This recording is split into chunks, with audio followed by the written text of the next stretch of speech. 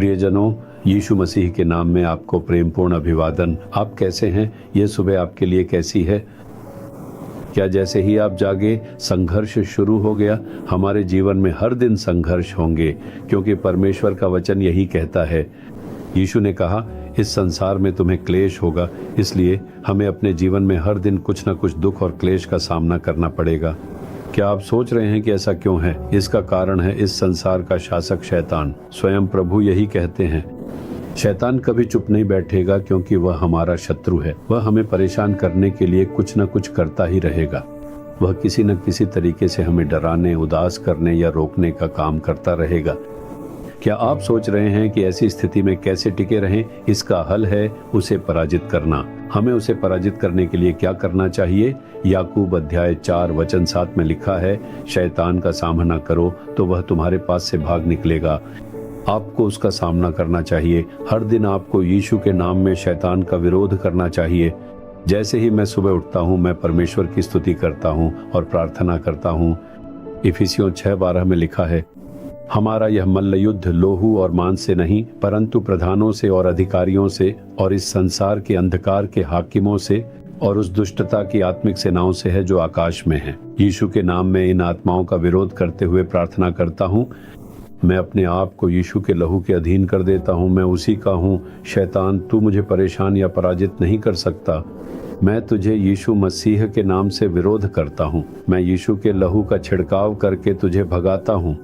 जब मैं यह स्वीकार करता और प्रार्थना करता, तो मैं पूरे दिन प्रभु की सुरक्षा और विजय को महसूस करता हूँ। हर सुबह आपको भी अपने शत्रु शैतान के कार्यों के विरुद्ध प्रार्थना करनी चाहिए। अगर आप डरेंगे तो शैतान बार बार आपके पीछे आता रहेगा। फिर आप कहेंगे, शैतान ऐसी बातें कर रहा है जो मुझे डराती हैं। वह यीशु जिसने उसे पराजित किया है आपके साथ है, फिर आप क्यों डरते हैं? यीशु जिन्होंने शैतान को पराजित किया हमारे साथ हैं। इसलिए इस तरह कहें, यीशु मसीह के नाम में, हे शैतान, मैं उन सभी संघर्षों का विरोध करता हूं जो तू लाता है। मैं तेरे सभी कार्यों को डांटता हूं। मैं अपने आप को यीशु के लहू में समर्पित करता हूं। हर दिन इसी तरह प्रार्थना करें। आज भी इसी तरह प्रार्थना करें और बाहर जाएं। आपका सारा काम सफल होगा। शैतान चाहे जितना भी लड़े, वह हार जाएगा। आप जीतेंगे। ये वचन कहता है, परमेश्वर के अधीन हो जाओ और शैतान का सामना करो। यदि आप उसके वचन का पालन नहीं कर रहे हैं तो आप शैतान पर विजय नहीं पा सकते। यदि आप शैतान को भगा नहीं पा रहे हैं तो इसका मतलब है कि किसी न किसी बात में आपने वचन का पालन नहीं किया है।